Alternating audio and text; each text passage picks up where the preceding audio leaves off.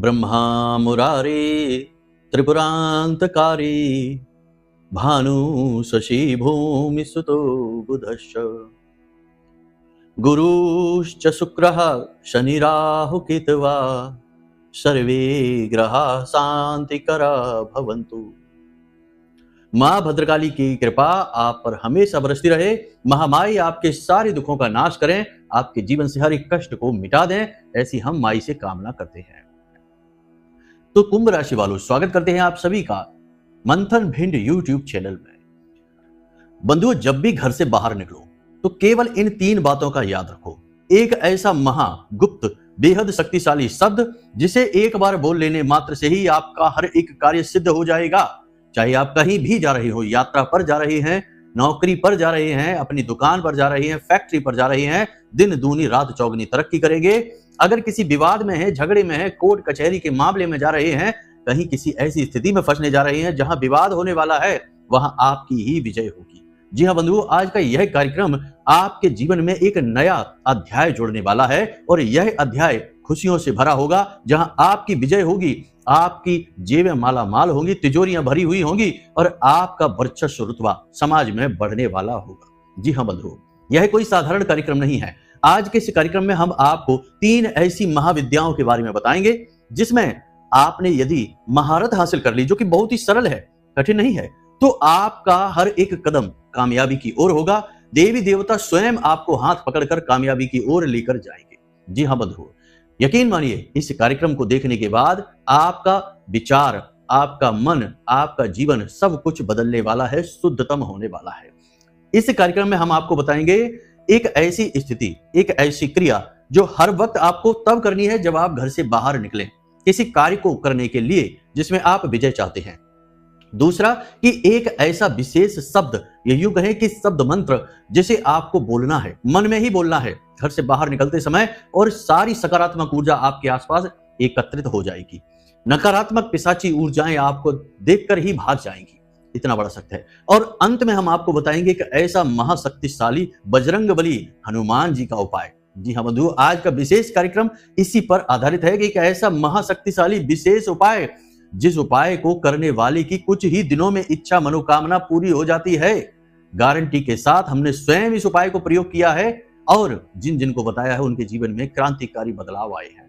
बड़े से बड़े जीवन के दुख और कष्ट समाप्त हो गए हैं। लेकिन इसकी भी एक विधि है, एक क्रिया है, एक सीमा है, एक परिधि है।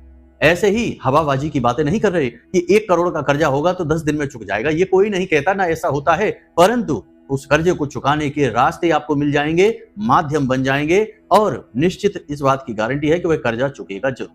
चाहे समय कितना भी हो, यह आपके प्रारब्ध पर, आपके कर्म के प्रबल शक्ति पर निर्भर करता है। तो हमारी बातों को अन्यथा ना लें। आज का यह कार्यक्रम आपको बताएगा कि किस प्रकार आपको अपने कार्यों पर जाने से पहले छोटी सी तैयारी करनी होगी।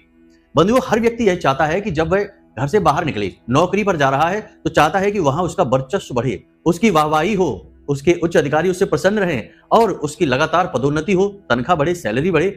और जो व्यापारी हैं, दुकानदार हैं, फैक्ट्री वाले हैं, वो चाहते हैं कि उनकी बिक्री बढ़े, सेल्स बढ़े, ताकि उनके पास पैसा आए, धन लक्ष्मी आए। इसी के लिए तो वो घर से बाहर जा रहे हैं, वरना कौन जाना चाहता है मेहनत करने के लिए, काम करने के लिए। तो सीधी सी बात है कि आपका लक्ष्य एक ही होता है कि आपके कार्यों में आपको सिद्धि हासिल हो, काम आपके सफल हो। तो बस यही विद्या, यही महाविद्या, गुप्त विद्या हम आपको देने जा रहे हैं। इसी के साथ साथ हम यह भी जानते हैं कि आपके जीवन में बहुत सारी ऐसी अड़चनें हैं जिनका समाधान आपको नहीं मिल पा रहा है। जैसे कि किसी व्यक्ति के ऊपर कर्जा बहुत है, अब उसे समझ ही नहीं आ रहा कि वह कर्जा कैसे चुकाए। तो अब उसका काम धंधे व्यापार में मन कैसे लगेगा जब उसके ऊपर इतना बड़ा कर्जा है। तो उसके कर्जे को चुकाना बहुत जरूरी। तो इसे कैसे चुकाया जाएगा, यह आज हम बताएंगे। नौकरी जिसके पास नहीं है उसे अच्छी नौकरी कैसे मिलेगी, जिसका व्यापार नहीं चल रहा उसका अच्छा व्यापार कैसे चलेगा, जिसका विवाह नहीं हो रहा उसका विवाह कैसे होगा। यानी कि हर एक इच्छा मनोकामना आपकी इस उपाय से पूरी हो जाएगी। स्वयं बजरंगबली आपकी मनोकामना पूरी करने के लिए आएंगे, आपको दर्शन भी देंगे।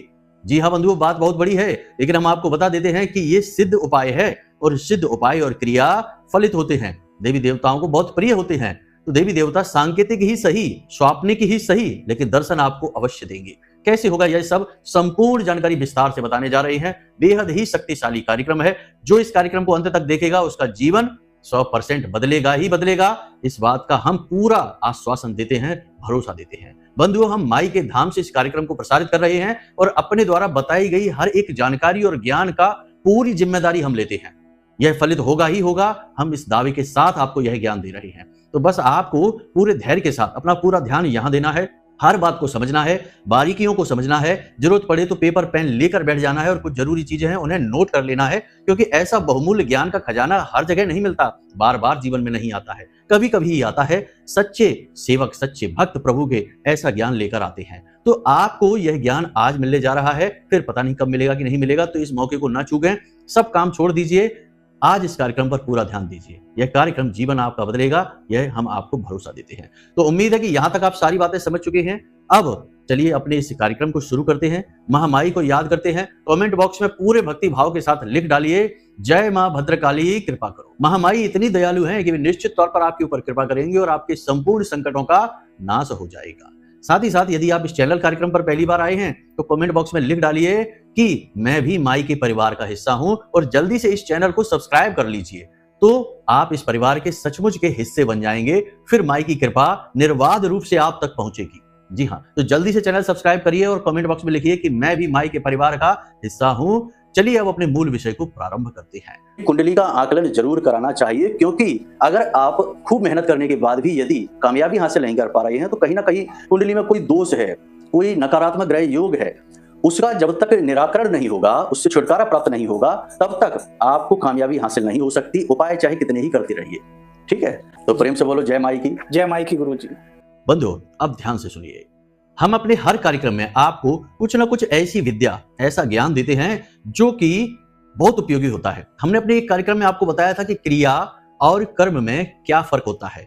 क्रियाएं जो हम रोज करते हैं और कर्म जो हमारे पुण्य प्रताप के घड़े को भरते हैं, हमारे प्रारब्ध को मजबूत करते हैं और हमारी क्रिया शक्ति को प्रबल बनाते हैं। तो ये चीज हो गई। अब हम आज इस कार्यक्रम की शुरुआत क्रिया शक्ति से ही करेंगे। हम क्रिया शक्ति के बारे में कुछ ऐसे उपाय आपको बताएंगे जो आपको प्रतिदिन करने हैं जब आप घर से बाहर निकले। इसके बाद अंत में हम आपको उस एक शब्द के विषय में भी बताएंगे। वह शब्द बहुत शक्तिशाली है, ऊर्जा से भरपूर है, तो उसे आपको अवश्य जानना है।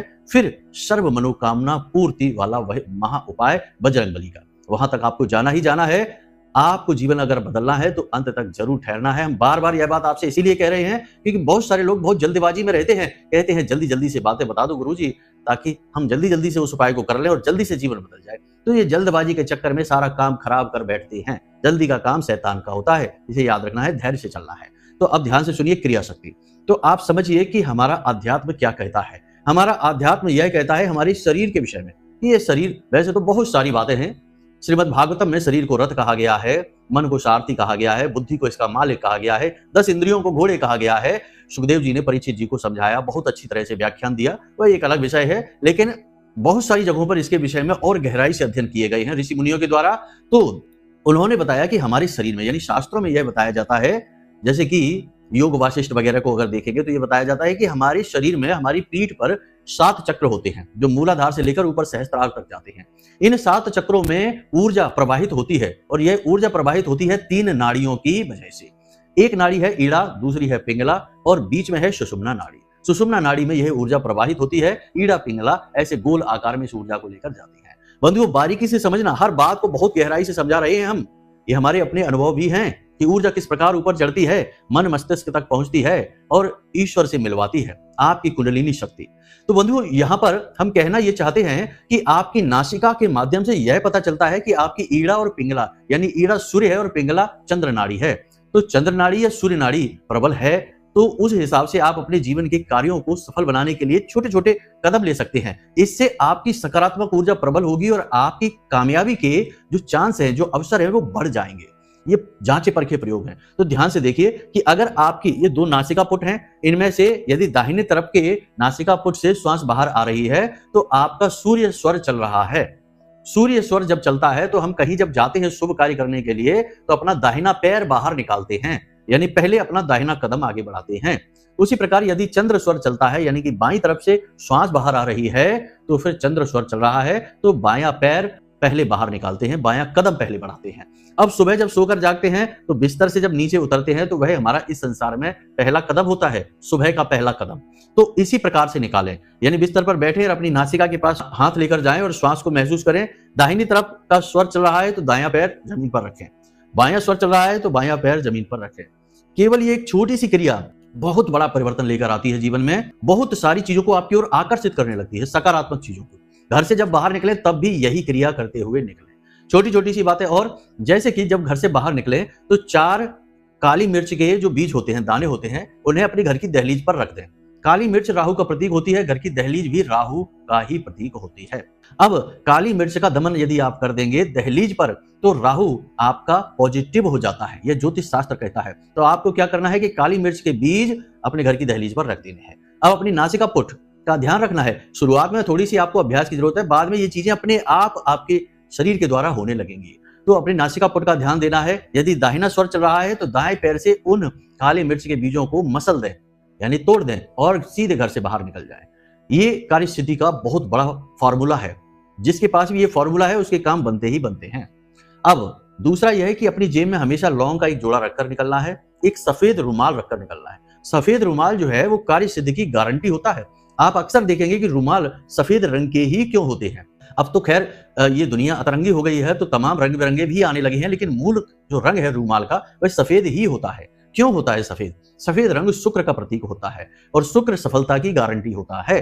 तो आप अपनी जेब में सफेद रुमाल अवश्य रखेंगे और उसे मैला नहीं करेंगे, प्रयोग नहीं करेंगे, और अपनी जेब में लौंग का एक जोड़ा रखकर निकलेंगे जब भी घर से बाहर निकलेंगे। उसके बाद जब आप अपना काम समाप्त करके, यानी अपनी दुकान वगैरह बढ़ाकर बंद करके अपनी नौकरी से वापस आ रहे हैं, ड्यूटी से, तो घर में जब प्रवेश करें तो लौंग के जोड़े को अपनी जेब से निकालें और अपने बाएं कंधे से पीछे की ओर फेंक दें, मुड़कर ना देखें और सीधे घर में प्रवेश कर जाएं। इससे क्या होता है, लौंग के अंदर नकारात्मक ऊर्जाओं को या किसी भी प्रकार की ऊर्जाओं को अपने अंदर कैद कर लेने की क्षमता होती है।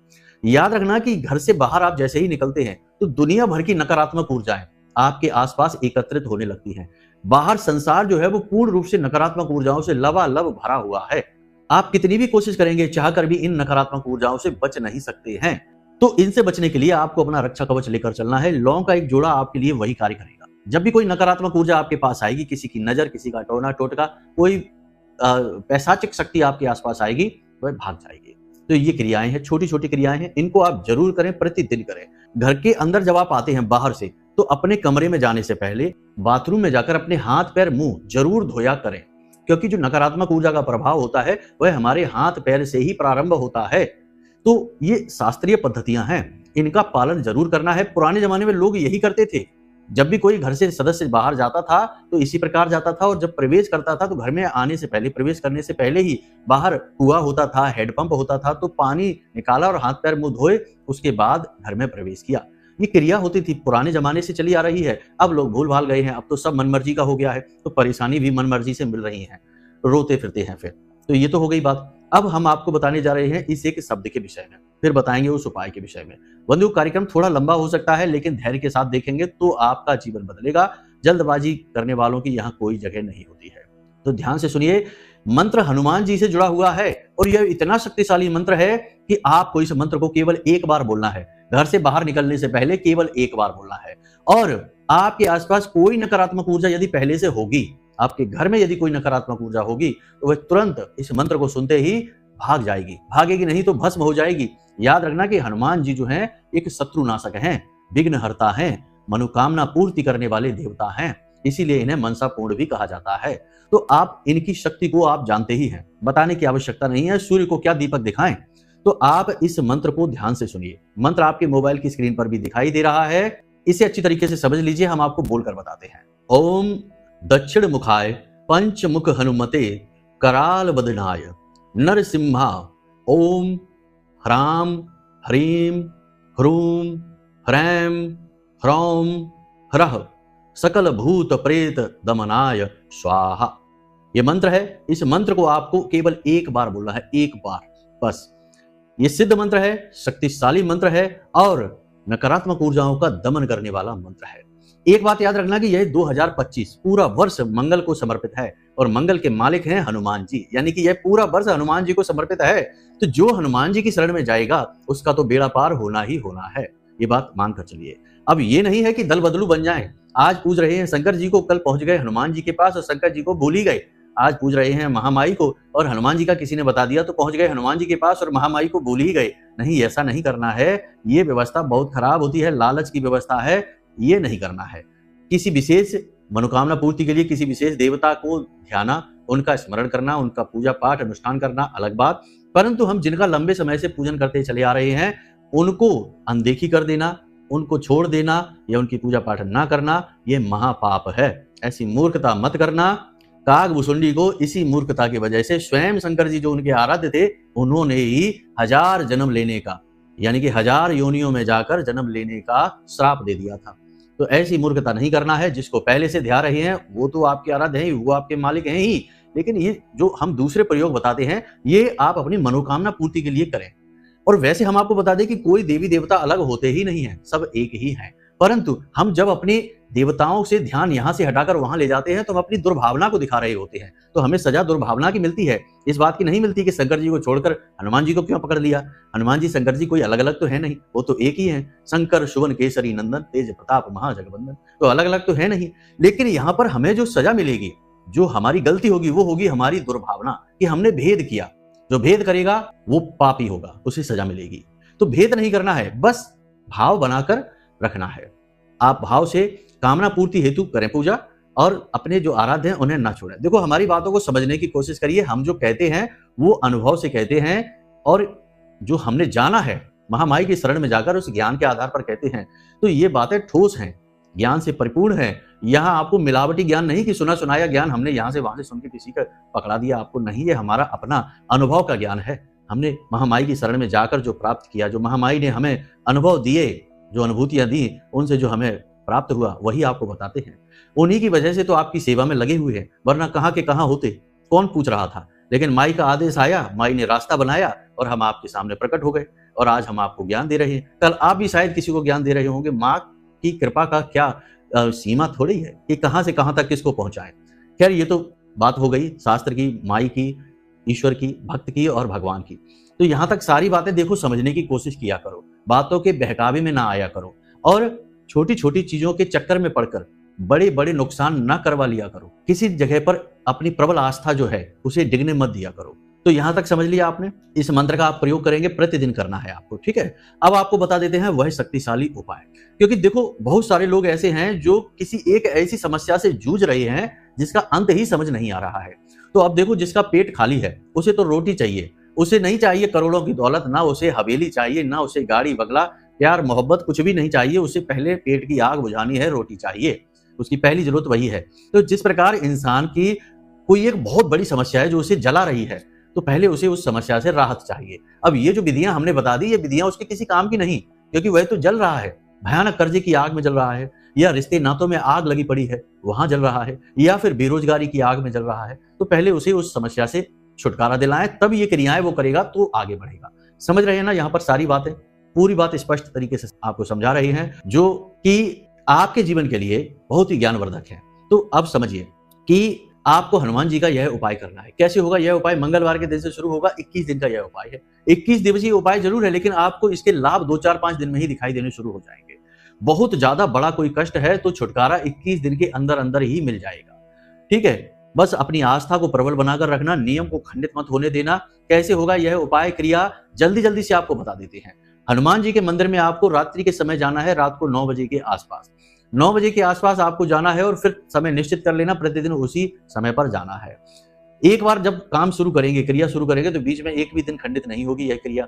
आपको हनुमान जी के मंदिर में जाना है, आटे का दीपक बनाकर ले जाना है, गाय के घी लेकर जाना है, माचिस अपनी खुद की, आसन अपना खुद का, हनुमान चालीसा की किताब अपनी खुद की लेकर जाएंगे। अब मंदिर में जाकर हनुमान जी के सामने पहले तो संकल्प लेंगे। एक छोटा सा गिलास जरूर लेकर जाएंगे, तांबे का गिलास होगा जिसमें शुद्ध जल भरा जाएगा, पूजा पाठ वाला गिलास होगा। उसमें जल भर के अपने सामने रख लेंगे। अपने हाथ में पहले दिन थोड़ा सा जल लेंगे, थोड़े से चावल, अक्षत टूटे फूटे नहीं होने चाहिए, एक लाल पुष्प लेंगे और अपना नाम, अपना कुल, अपना गोत्र, अपना स्थान और अपनी एक मनोकामना कि हनुमान जी हमें नौकरी चाहिए अच्छी, आप कहीं से भी दिलवाइए, हमें एक अच्छी नौकरी दिलवाइए, हम इसी नौकरी की इच्छा की पूर्ति हेतु यह अनुष्ठान कर रहे हैं। इस प्रकार आपको संकल्प लेना है और 21 दिन का संकल्प हम कर रहे हैं हनुमान जी, और हम चाहते हैं कि आप हमारी मनोकामना पूरी करिए। इस प्रकार जल को हनुमान जी के सामने छोड़ देना है। इसी प्रकार आपको संकल्प लेना है जो भी आपकी मनोकामना है उस मनोकामना के हेतु, ठीक है। आपने ये संकल्प ले लिया, ये एक दिन लेना है, पहले दिन, रोज नहीं करना संकल्प का काम। संकल्प एक दिन हो गया। इसके बाद आपको एक दीपक जलाना है हनुमान जी के सामने। आटे का दीपक बनाइए, मनोकामना पूर्ति हेतु आटे का दीपक ही बनाया जाता है। तो आटे का दीपक बनाइए और उसमें घी डालिए और बाती लगाइए और दीपक जला दीजिए। दीपक जल गया। अब आपको हनुमान चालीसा का पाठ पढ़ना है। एक पाठ पढ़ेंगे हनुमान चालीसा का, एक बजरंग बाण का पाठ। महिलाएं अगर इस उपाय को करेंगी तो वो बजरंग बाण का पाठ नहीं पढ़ेंगी, वो हनुमान अष्टक का पाठ करेंगी। तो हनुमान चालीसा का पाठ आपने पढ़ा, उसके बाद बजरंग बाण का जब आप पाठ पढ़ेंगे तो आप हनुमान चालीसा के पाठ के बाद ही उस गिलास में फूंक मारेंगे। इस तरह से फूंक मारेंगे। फूंक मारने से क्या होता है, वह जल पढ़ जाता है या अभिमंत्रित हो जाता है। गांव की भाषा में कहें तो वह जल पढ़ गया, पढ़ा हुआ जल है, तो अभिमंत्रित हो गया वह जल। अब आपको अगले दिन उसी समय पर 2 दीपक लेकर जाने हैं, यानी कि मंगलवार को शुरू किया 1 दीपक से, बुधवार को 2 दीपक। 2 दीपक जलाएंगे, 2 हनुमान चालीसा का पाठ करेंगे, 1 बजरंग बाण का पाठ करेंगे। 2 हनुमान चालीसा का पाठ जब करेंगे तो पाठ समाप्त होगा तो फूकेंगे, यानी उस जल में 2 बार फूकेंगे।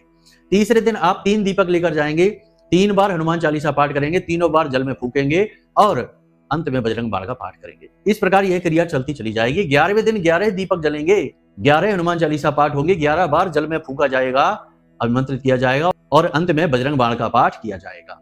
तो यहां तक आपने सारी बात समझ ली। 11 दिन के बाद 12वें दिन आपके दीपक 10 हो जाएंगे। उसके बाद एक एक करके दीपक की संख्या कम होती जाएगी, हनुमान चालीसा के पाठ की संख्या भी कम होती चली जाएगी। अब जो जल आप फूंक कर अभिमंत्रित कर रहे हैं उसका क्या करना है, उस जल को आप सुरक्षित रखिए। जब आप मंदिर से बाहर आ जाएं तो उस जल को आपको पी जाना है। जी हाँ, उस जल को आपको पी जाना है, वह आपके लिए ही तो तैयार हुआ है।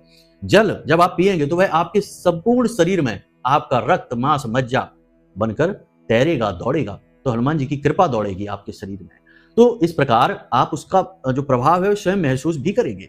तो इस क्रिया को आपको करना है और 21वें दिन जाकर 1 दीपक रह जाएगा, 1 बार जल अभिमंत्रित होगा और 1 बार हनुमान चालीसा और बजरंग बाण का पाठ किया जाएगा। इस प्रकार 21 दिन की क्रिया है। इस क्रिया को खंडित नहीं होने देना है किसी भी हालत में। इसके बारे में प्रचार नहीं करना है, लोगों को बताना नहीं है कि हम ये क्रिया कर रहे हैं, किसी से भी नहीं बताना है। कोई पूछे तो बस टाल देना है बात को कि हाँ ऐसे ही कर रहे हैं, कुछ भी कह देना, लेकिन अपना मूल जो विषय है उसे नहीं बता देना है। एक तो खास बात ये हो गई। दूसरा ये है कि जब आप 21 दिन की यह क्रिया कर रहे हो तो कोशिश करें कि जमीन पर शयन करें, पूर्ण ब्रह्मचर्य का पालन करें, जुआ, शराब, परस्त्री गमन और उल्टे सीधे व्यभिचार के बारे में तो सोचें भी नहीं। अगर तंबाकू खाते हैं तो उसे ना खाएं, धूम्रपान करते हैं तो ना करें, किसी भी प्रकार का नशा आप ना करें। कोशिश तो यह भी करें कि चाय कॉफी यदि पीते हैं तो उसे भी छोड़ दें। नहीं बनता तो कोई बात नहीं, 1 आध कप चाय पी सकते हैं हनुमान जी से क्षमा याचना करने के बाद। किसी भी देवी देवता से जब हम क्षमा याचना करते हैं तो अपने दाहिने कान को स्पर्श करते हैं, क्योंकि हमारा जो दाहिना कर्ण होता है वह पवित्र होता है। तो उसे जब हम स्पर्श करते हैं तो हम असल में देवता के चरण स्पर्श करने जैसा भाव उत्पन्न करते हैं। आपने देखा होगा कि कई सिद्ध पुरुष हैं, जब कुछ कहते हैं, देवी देवता का नाम भी लेते हैं, तो अपने कान को स्पर्श जरूर करते हैं, क्योंकि देवी देवता के जो है ना मान सम्मान में कहीं कोई कमी ना आ जाए, क्योंकि उनका भाव बहुत गहराई से जुड़ा हुआ है। तो आपको भी यही करना है कि बजरंगबली 1 कप चाय पी रहे हैं, पी लेने दीजिए। बजरंगबली मना थोड़ी करेंगे, पी लेना है, लेकिन गलत काम नहीं, इससे आगे कुछ भी नहीं। ठीक है, क्षमा एक सीमा तक ही होती है। तो यहां तक आपने सारी बातें समझ ली हैं। इस क्रिया को, उपाय को कैसे करना है। अब थोड़ा सा मन के बारे में समझ लिए। नकारात्मक विचार मन में नहीं लाने हैं, झूठ किसी से नहीं बोलना है, किसी को सताना नहीं है, महिलाओं का अपमान नहीं करना है और अपनी वाणी पूरी तरीके से नियंत्रित रखनी है, संतुलित रखनी है और मन को जितना हो सके उतना पॉजिटिव रखना है, सकारात्मक रखना है। हनुमान जी के बारे में विचार करते रहना है, मन में उनके बारे में सोचते रहना है, उनका नाम स्मरण, उनके बारे में जो भजन है उनके वो सुनते रहें, मन का शुद्धिकरण रखें, चित्त शुद्ध रखें। यहां तक सारी क्रिया आपको करनी है। जब आप इस क्रिया को करेंगे आप इसका प्रभाव खुद महसूस करेंगे। बड़े से बड़े, कठिन से कठिन काम लोगों के हमने सिर्फ 2, 4, 5 दिन में ही बनते देखे हैं। याद रखना कि जो काम हमारे लिए कठिन है, जो काम हमारे लिए मुश्किल है इस संसार में, दिव्य शक्तियों के लिए वो काम ही नहीं है। वो तो उनके लिए चुटकी बजाने जैसा भी नहीं है, क्योंकि ये सारा संसार उन्हीं ने तो बनाया है, हम सब उनके ही बनाए हुए तो हैं। तो समझिए, ये इस तरह कार्य करती हैं चीजें। तो यहां तक सारी बातें हमने आपको स्पष्ट तरीके से समझा दी हैं। अब भी यदि कोई प्रश्न आपके मन में उठे तो नंबर हमने वीडियो में दे रखा है। जब भी हमें फोन करें तो वीडियो से ही नंबर लें, कहीं इधर उधर से नंबर ना ले लें, वरना आपके साथ धोखा हो सकता है। तो आप नंबर वीडियो से लें और हमें फोन करें, अपनी शंकाओं का समाधान प्राप्त करें। यदि कुंडली का विश्लेषण कराना है तो भी आप वीडियो में दिए गए नंबर पर ही फोन करें, 10 बजे से लेकर शाम को 4 बजे के बीच में। इसके बाद ना करें, क्योंकि फिर हम व्यस्त हो जाते हैं, बालक जो माँ की सेवा में बैठे हैं वो भी व्यस्त हो जाते हैं, तो फिर फोन नहीं उठ पाएगा। तो उम्मीद है यहां तक सारी बातें आपको समझ में आ गई हैं। अब आप खुद महामाई की कृपा और आशीर्वाद से और हनुमान जी के प्रबल प्रताप से आप अपने जीवन को खुद ही सरल बना पाएंगे, परेशानियों से मुक्ति प्राप्त कर पाएंगे। तो चलिए बंधु, आज के इस कार्यक्रम को यहीं पर समाप्त करते हैं। हमेशा हंसते रहिए, मुस्कुराते रहिए, सकारात्मक रहिए और दिन में एक बार मंदिर अवश्य हो आइए, क्योंकि आपका उद्धार तो वहीं से होना है। महामाई पर अपनी आस्था और विश्वास बनाकर रखिए, महामाई ही आपको हाथ पकड़कर कामयाबी की ओर ले जाएंगे। तो प्रेम से बोलिए जय माई की, जय मां भद्रकाली। महामाई आपका कल्याण करेंगी। धन्यवाद।